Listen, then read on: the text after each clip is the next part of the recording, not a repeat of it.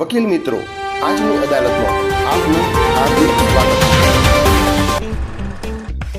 Hello નમસ્કાર chairman સાહેબ. नमस्कार. મુખ્યમંત્રી શપથ ગ્રહણ કરાવવાની જ્યારે એનો શપથ ગ્રહણ થતું તો એ જે આવતીકાલે વકીલના વ્યવસાયમાં આવવાના છે એમના માટે તો તમે એમને જ પૂછો કેટલો અમને આનંદ છે. અને આ પ્રયોગ હું દેશની પ્રતિભા સંસ્થાને વિનંતી કરું છું કે જે પ્રયાસ અમે કર્યો તમે પણ કરો, જેથી વકીલોને બહુ આનંદ આ વકીલો માટે પણ આ ઐતિહાસિક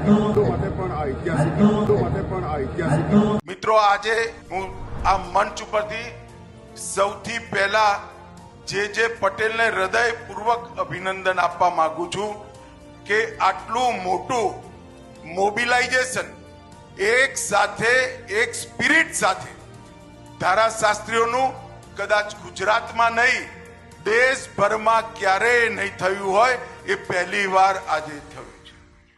એમના સત્ય માટેના આગ્રહે ભારતને આઝાદી અપાવી. એ સ્વરાજ અને સુરાજનો પાયો છે. નિર્દોષને ન્યાય ને દોષિતને સજા અપાવનાર પણ એ જ છે. એમના તર્કની ધાર તલવારથી પણ તેજ છે. એ છે એડવોકેટ્સ. જેવી રીતે એડવોકેટ્સ કાયદાની સંભાળ રાખે છે, એ જ રીતે ગુજરાતના તમામ એડવોકેટ્સની સંભાળ રાખે છે તેમની માતૃ સંસ્થા બાર કાઉન્સિલ ઓફ ગુજરાત. 1961માં બાર કાઉન્સિલ ઓફ ગુજરાતની સ્થાપના થયા બાદ અનેક વિદ્વાન ધારાશાસ્ત્રીઓએ પૂરા સમર્પણ અને કૌશલ્યથી કાઉન્સિલના વિકાસમાં યોગદાન આપ્યું છે. કાયદાના સ્નાતકોને વકીલાતની સનદ આપવા ઉપરાંત તેમને કૌશલ્ય તાલીમથી લઈને તેમના પરિવાર કલ્યાણ માટેની વિવિધ જવાબદારી પૂરી નિષ્ઠાથી નિભાવે છે બાર કાઉન્સિલ ઓફ ગુજરાત. આજે બાર કાઉન્સિલ હેઠળ નોંધાયેલા ગુજરાતના 1.25 લાખ ધારાશાસ્ત્રીઓ રાજ્યમાં ન્યાયની જ્યોતને અખંડ રાખી રહ્યા છે.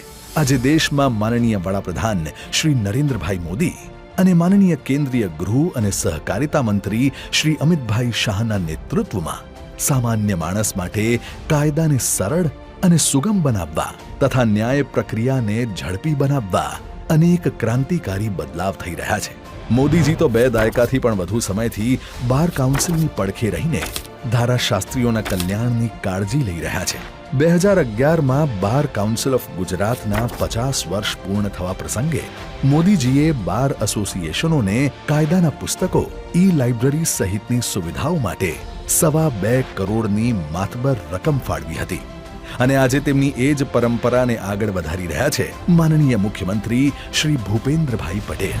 બાર કાઉન્સિલના ચેરમેન શ્રી જે પટેલ અને તેમની ટીમની રજૂઆતોને હંમેશા હૃદયે રાખીને ગુજરાત સરકારે અત્યાર સુધીમાં ધારાશાસ્ત્રીઓના પરિવારોના કલ્યાણ અર્થે કુલ ₹23 કરોડથી વધુની રકમની સહાય કરી છે. આજના આધુનિક સમયમાં બાર કાઉન્સિલ ઓફ ગુજરાત ટેકનોલોજીનો સુચારુ ઉપયોગ કરીને એફિશિયન્ટ એડમિનિસ્ટ્રેશનની મિસાલ બની છે. માનનીય ચેરમેન શ્રી જે પટેલના માર્ગદર્શનમાં બાર કાઉન્સિલ ઓફ ગુજરાતની વેબસાઇટ અને mobile app, online back office management system તેમજ ધારાશાસ્ત્રીઓને અગત્યના ચુકાદાઓ સહિતની વિવિધ જાણકારી એક ક્લિક પર મળી રહે તે માટે ગુજરાત લો હેરલ્ડ પ્રકાશનના ઈ-વર્ઝનની સુવિધા વિકસાવવામાં આવી છે. આ ઉપરાંત બાર કાઉન્સિલ ધારાશાસ્ત્રીઓ સાથે સંવેદનાના સેતુથી પણ જોડાઈ છે. ધારાશાસ્ત્રીઓના મૃત્યુ બાદ તેમના વારસદારોને ₹5 લાખ સુધીની સહાય આપવામાં આવે છે. અત્યાર સુધીમાં અંદાજે 4174 ધારાશાસ્ત્રીઓના વારસદારોને ₹75 કરોડથી વધુની સહાય. કોરોના મહામારીમાં લોકડાઉન સમયે કોર્ટનું કામકાજ બંધ હતું ત્યારે ધારાશાસ્ત્રીઓ અને તેમના પરિવારજનોને ₹8 કરોડથી વધુની સહાય કરીને બાર કાઉન્સિલ આ વિકટ કાળમાં પણ તેમની પડખે રહી હતી. બાર કાઉન્સિલ ઓફ ગુજરાતની 63 વર્ષની આ વિકાસ યાત્રામાં હવે એક સ્વર્ણિમ અધ્યાય ઉમેરાવા જઈ રહ્યો છે.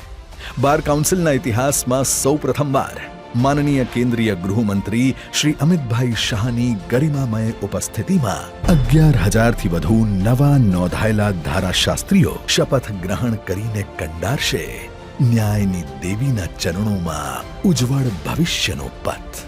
ધારાશાસ્ત્રીઓના હિતમાં અને રાષ્ટ્રની સેવામાં અવિરત પ્રતિબદ્ધ બાર કાઉન્સિલ ઓફ ગુજરાત.